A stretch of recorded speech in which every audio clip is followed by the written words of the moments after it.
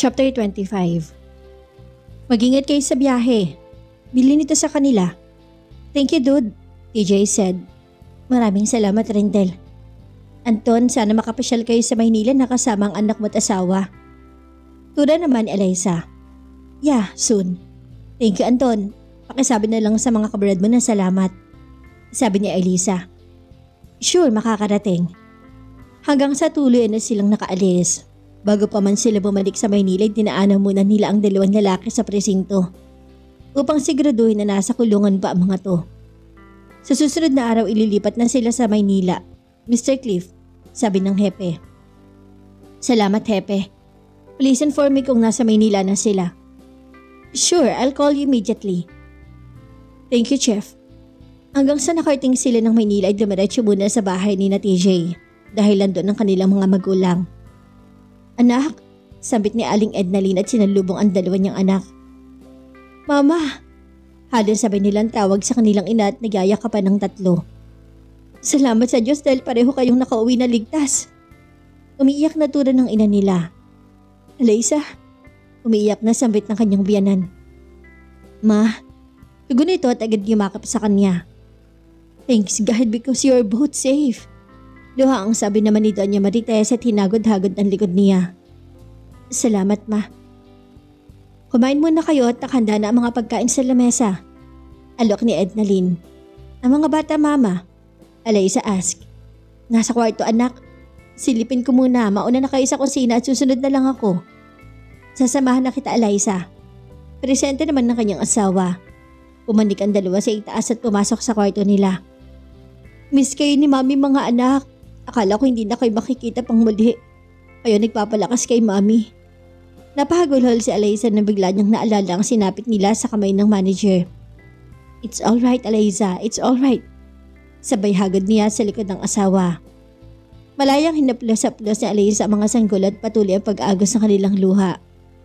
Halika na, Eliza. Kain ka muna para makapagpahinga ka. Dahan-dahan tumayo si Eliza at lumabas sila ng kwarto at nagtungo sa kusina. Lagi nakaalalay si TJ sa kanya na tila takot itong mawala pa siyang muli. Nang matapos silang kumain, nagpaalam naman si Eliza na magdala ng pagkain.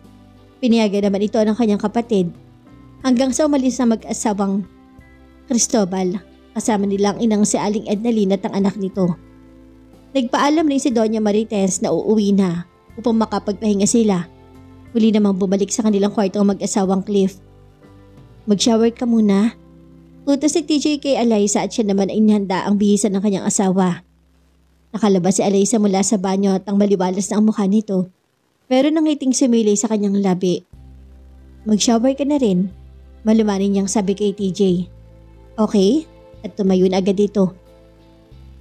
Nang maihanda niya ang bihisan ng asawa ay humiga na siya. Hindi niya namalayan agad pala siyang nakatulog. Napangiti naman si TJ na makita niya ang posisyon ng kanyang asawa. Tumabi siya at niyakap niya to hanggang sa nakatulog na rin siya. Nagising silang pareho dahil sa iyak ng dalawang sanggol. Agad tinawagan ni TJ ang nani ng mga bata at kanya tong inutusan na gumawa ng gatas. Agad namang kumilos ang katulong at wala pang 10 minuto ay kumatok ang ito sa pinto. Salamat, tawagan ko kayo kapag tapos na silang makatete. Okay po, sir. At maya-maya pa'y natapos ang dalawang sanggol at tinubagan ni TJ ang mga yaya nila. Doon niyo muna patulogin ang mga bata sa kanilang kwarto. Utos si TJ sa yaya ng mga ito. Opo, sir. Ingatan niyo sila, ha.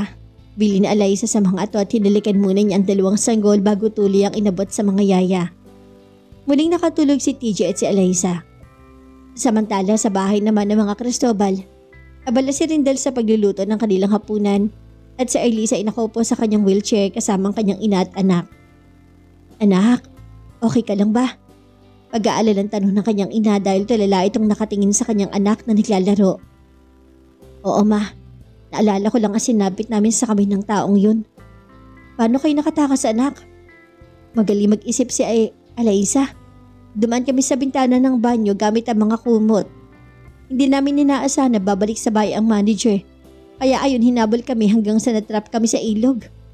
Tinali ni Eliza ang aming dalawang kamay para hindi kami magkahiwalay bago pa man kami nakatalon at natamaan na ang aking paa. Di ko nga alam kung paano kami nakasurvive ni Eliza. At siya rin ang gumamot sa sugat ko. Habang nagkukwento si Elisa ay panay naman ng tulo ng kanyang luha. Lumapit ang kanyang anak at pinunasan ng kanyang mga luha. God is good. Paano sasabi ng kanyang ina at pinunasan din ang luha niya. Mahigpit na niyakap ni Elisa ang kanyang anak at saka pa lang niya na-realize ang lahat niyang ginawa noon ay bumabalik na sa kanya. Na mas worst pa ang balik nito. Biglang napahugulhol si Elisa at sobrang kanyang pagsisisi. Dahil maraming nadadami sa kanyang kagagawa noon. Dali-dali namang lumapit si Rendel at niyakap ang asawa. Mahal, tama na. Okay na ang lahat. Anya tinaplos-saplos ito ang kanyang likod. Sumapit ang tulugan at inalalayan niya sa Elisa patungo sa banyo at ito pa nagpapaligo sa asawa. Salamat, mahal. Madamdaming sabi ni Elisa. I love you too, mahal. Hindi talaga ako nagsisi na ikaw ang pinili ko. Maraming salamat sa lahat-lahat, mahal. I love you so much, mahal. Kaya gagawin ko ang lahat-lahat para sa ikabubuti ng ating pagsasama. At maibigay ko ang mga pangangailangan mo at ng anak natin. Nang matapos na maligo si Elisa ay binuhat ito ni Rendel hanggang sa kanilang higaan. Pinahiga siya nito ng maayos at kinumutan. Mahal, sambit ni Elisa. Pwede wag ka muna pumasok bukas? Bakit? Gusto lang kitang makasama buong araw. Napangiti si Rendel at masaya siya sa pakiusap ng asawa. Okay, tatawagan ko si TJ ngayon. Salamat, mahal. Umalik si Elisa sa labi ng asawa at agad yumakap. Nagising naman si TJ dahil sa pagtulog ng kanyang phone at dali-dali niya itong tinignan. Yes, Rendel? Nakaka-istorbo na ba ako? Tanong sa kabilang linya. It's okay, may problema ba? Wala naman, TJ. Magpapaalam lang sana ako na mag-absent ako bukas. No problem, I understand. Salamat, TJ. Welcome, kumusta na si Elisa? Medyo okay na siya ngayon. Good. Hanggang sa natapos ang kanilang pag-uusap. Sino yun, mahal? Si Rendel nagpapaalam na hindi mo na siya papasok bukas.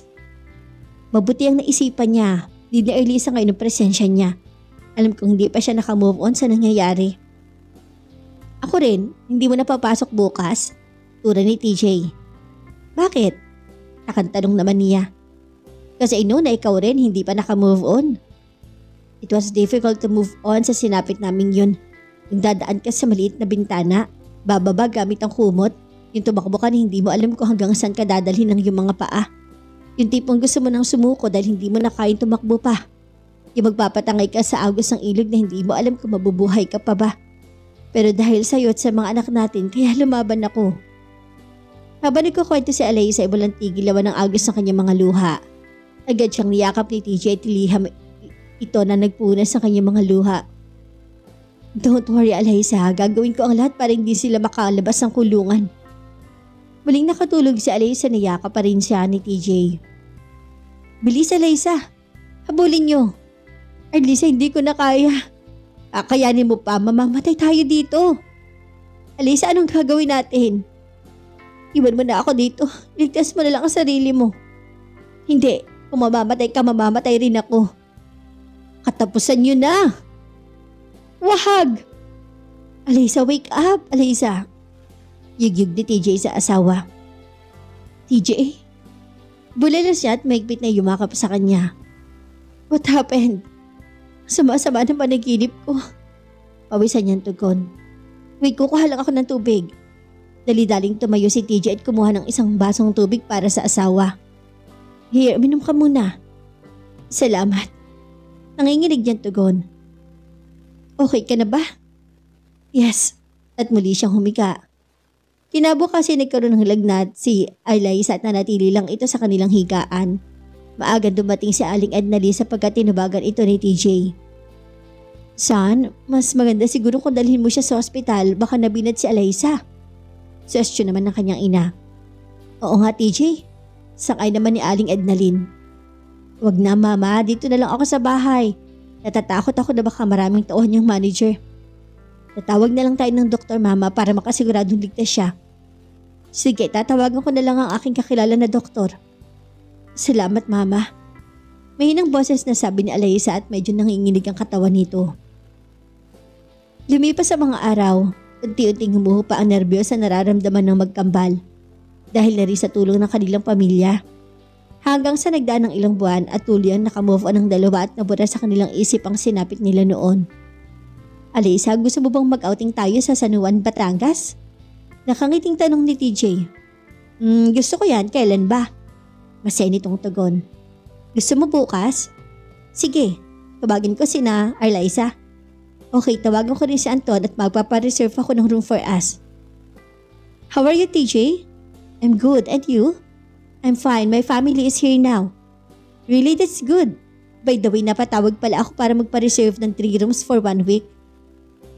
Don't worry, akong bahala. Kailan kayo pupunta dito? Tomorrow afternoon? Okay, ako na bahala. See you tomorrow. Okay, dude, thank you. Nang matapos ang kanilang pag-uusap ay sinabi ni TJ sa asawa na dumating na ang pamilya ni Anton. Talaga, mabuti kung ganon. Sasama ba sila? Tanong ni TJ sa asawa. Oo, sasama sila. Si Mama Marites, tawagan mo rin. Personal lang na lating sasabihin, nagyaya kasi si Mama na doon tayo mag-dinner. I see, anong oras tayo pupunta doon? Mamayang konti, mag-shower lang ako saglit. Okay, bibihisan ko na ang mga bata. I will help you. No need, mag-shower ka na lang para pagkatapos mo aalis na tayo. Okay, sige, thanks. Humalik muna to sa labi ng asawa bago pumasok sa loob ng banyo. Dali-dali namang hinanda ni Alyssa ang isusuot ni TJ. Nang matapos ay lumabas sa siya upang puntahan ng 2 anak sa kabilang kwarto. Telma Dolores, sabit niya sa 2 yaya. Bakit po Ma'am Alyssa? Pakiredy sa mga gamit ng inyong alaga at pupunta tayo sa bahay ni Mama Marites. Huwag niyong kalimutan ng gatas ha. Opo Ma'am Alyssa. May outing din pala tayo next week. Aalis tayo bukas ng tanghali. Pag uwi natin mamaya, mag-ready kayo sa inyong mga gamit at sa dagat tayo pupunta. Yes! Ginilas naman ng dalawa at masaya ang mga ito. Huwag niyo rin kalimutang i-ready ang mga gamit ng alaga niyo ha. Lalo na ang mga gamot. Opo ma'am. Hanggang sa natapos bihisan ni Alyssa ang 2 niyang anak at karga niya si Etefen. Ang isa naman ay karga ng kanyang yaya. I'm ready. Salubong ni TJ sa pinto at agad kinuha si Stefano mula sa yaya. Let's go. Yaya ni Alyssa. Masaya mag-asawa na lumabas sa bahay. Nakakbay si TJ sa kanyang asawa habang pareho nilang karga ang kambal nilang anak hanggang sa nakaalis sila. Mga apo ko. Masayang salubong naman ni Doña Marites. Good evening Mama. Bati ni Alyssa at humalik ito sa kanyang biyanan. Good evening, kumusta ang mga apo ko? They're fine, Mama. Halina kayo sa lamesa. Mama, mag-outing tayo 1 week, panimulaan ng kanyang anak. Outing saan? Sa Laiya, San Juan, Batangas, beach resort, Mama. Good idea, I like that. I know you like that, Mama, at ilang taon na rin hindi tayo nakakapasyal sa dagat. Remember yung nagligtas sa amin ni Alyssa? Mama, doon tayo pupunta. I see, kailan tayo aalis? Bukas ng hapon, Mama. TJ replied. Okay. Natapos silang kumain at nagtungo sila sa sala at umupo muna ang mga ito sa sofa while umiinom ng tea. Ang bilis ng panahon, no? Ilang buwan na lang kaarawan na nitong mga apo ko. Oo nga, Mama. Sang-ayon naman ni Alyssa. Pwede na ba dagdagan, Mama? Nakangiti na tugon ni TJ. Yeah, pwede na at mas maganda kung babae para enough na. Doña Marites said. Saka na lang siguro kung magti 3 years old na sila. Question naman ni Alyssa. Nagbibiro lang ako, Alyssa. Hanggang ngayon ba, Alyssa at TJ pa rin ang tawag niyo sa isa't isa? Nasanay na Mama. At agad tumingin si Alyssa sa asawa. Pwede namang honey. Yeah, pwede naman. Sangay ni Alyssa sa asawa. Okay, from now on, honey na ang tawag natin sa isa't isa. TJ said. Bandang 9:00 umuwi ang mag-asawa dahil kailangan pa maghandaan ng kanilang mga gamit. Dumating sila sa kanilang bahay at tulog na ang bata. Kaya may oras pa ang mag-asawa para sa isa't isa. Una nagtungo sa banyo ay si TJ at maya-maya pa'y lumabas ato na ang tanging suot ay boxer shirt. Sumunod naman si Alyssa na makalabas ang kanyang asawa. Bilisan mo, paanas niyang sabi kay Alyssa at napangiti naman ito. Bago pa man nakalabas si Alyssa mula sa banyo, isang romantic song na ang pinatugtog nito. Feel na feel ni TJ ang kanyang pinakikinggan na kanta. na tila sinasayaw to sa ibabaw ng mga ulap. Nakalabas ang asawa na nasa kalagitnaan pa ang kanta. Napangiti siya habang pinagmamasa ng asawa. Nakapikit ang mata nito at tumatango-tango. Maingat siyang lumapit at humalik sa labi nito. Agad na pamulat si TJ at ang maamong mukha ng kanyang asawa na silayan nito. Dahan-dahang umangat ang mga kamay ni TJ at pinatong niya to sa likod ng asawa. Maingat siyang hiniga ni TJ at dahan-dahan na inalis ang tuwalya mula sa kanyang katawan. Bumaba ang mga halik nito hanggang sa kanyang dibdib. Maya-maya pa, makalipas ang mainit na sandali, napayakap ng mahigpit si TJ sa kanya at sinundan ng matigas sa mga ungol. Palatanda ang natapos na sila. I love you, hinihingala sabi ni TJ. I love you too. Muling napaungol si TJ na biglang gumiling sa Alaysa sa kanyang ibabaw. Gusto pa sana ni TJ ngunit napansin niya na pagod na ang asawa kaya dahan-dahan niya itong pinahiga at agad na rin siyang tumabi. At maya-maya pa ikapas silang dalawang nakatulog at kinabukasan na silang nagising. Good morning! Pagod na bati ni Alaysa sa asawa. Morning too, ayaw mo pa ba bumangon? TJ asked. Anong oras na ba? Paano si itong tugon? Mag-aalas 8 na. Hindi ka ba pupunta sa kumpanya? Di na siguro, ayusin ko na lang ang mga dadalhin natin. Pagdadalawang isip ni TJ. Ako nang bahala sa mga dadalhin natin iba pang kailangan. Pumunta ka na lang doon at baka marami ka pang dapat na ayusin. Isang linggo pa naman tayong bakasyon. Are you sure? Panigurado ni TJ. Yeah. Okay honey, thank you. Sige na, maligo ka na at ihanda ko lang ang almusal mo. Okay. Umalik si TJ bago pumasok ng banyo at siya naman ay agad nang lumabas. Good morning kiddos. Bati niya nang maabutan ng dalawang anak na kasalukuyan na. Sinubukan ang kanilang mga yaya. Nilapitan niya to isa-isa at kanya tong hinalikan at niyakap. Ngumiti naman ang mga to at tuwang-tuwa na makita siya. Naready na ba niyo ang gamit ng mga bata? Tanong niya sa dalawang yaya. Opo Mama Alaysa. Okay good. Nakaready na ang lamesa nang lumabas si TJ. Good morning my sons.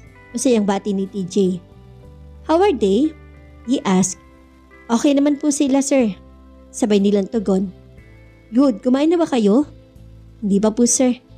Sige na kumain na kayo at ako na sa kanila. Honey, pupunta ka pa sa company? It's okay, makakahintay naman ang trabaho. Masaya si Alaysa sa tuwing nakikita niyang hands-on ang asawa sa dalawa niyang anak. Nasisiguro nito na lalaking mababait ang kanilang mga anak. Han, may favor sana ako. Sure Han, say it. Pwede mo bang ibili ng pasalubong ang asawa ni Anton at ang kanyang anak? Yeah, sure. Nakali si TJ at sakto naman na tumawag ang kanyang kakambal. Hello, Alyssa. Alaysa, pinapatanong ni Rendel kung anong dadalhin namin mamaya. Importanteng belongings lang, doon na tayo bibili ng mga kailangan natin. Okay. Huwag mo na palang kalimutang sabihin kay mama na magdala siya ng jacket. At kay Carla rin. Oo, sasabihin ko.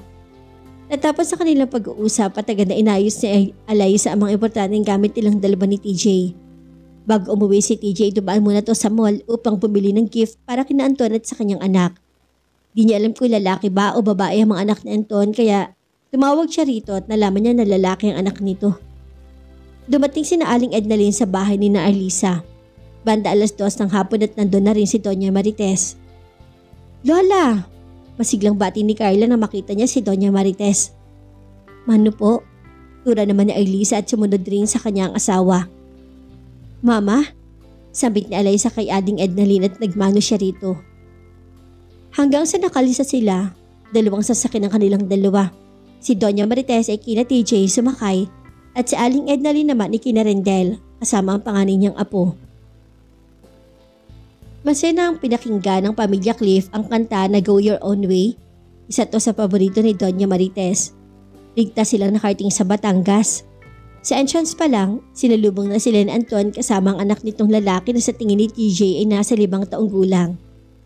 Welcome to our resorts. Salubong ni Anton sa kanilang lahat. Kumusta Anton? Ito ba ang anak mo? Masayang tanong ni Alaysa at nagbeso-beso ang dalawa. I'm fine. Yes, ito ang anak ko. Si Wendell. Hi Wendell. Bati ni Alaysa. Hello? Nakangiti nitong tugon. This is for you. At inabot ni Alaysa ang present gift nito para sa bata. Thank you po. Welcome. Mama siya pala si Anton. Pakilala ni Alaysa sa kanyang ina at biyanan. Maraming salamat sa pagligtas mo sa dalawa kong anak ha.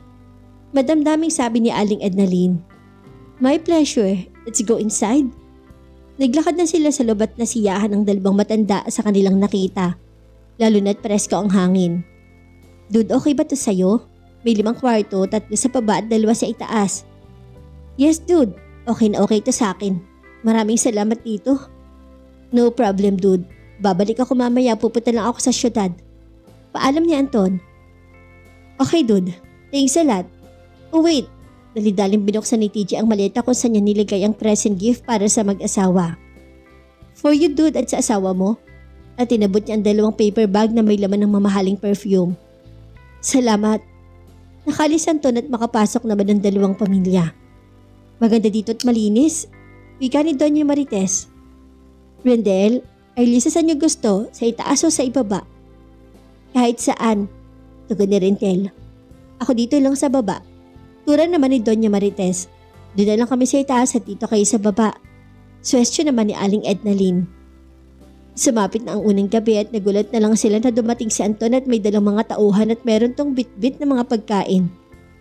Dude! Tawag ni Anton sa labas ng bahay. Lumabas si TJ at si Rendel upang tulungan ng mga ito dahil inayos sila ang lamesa. Nagbaluto ako ng mga seafoods. Maraming salamat, dude.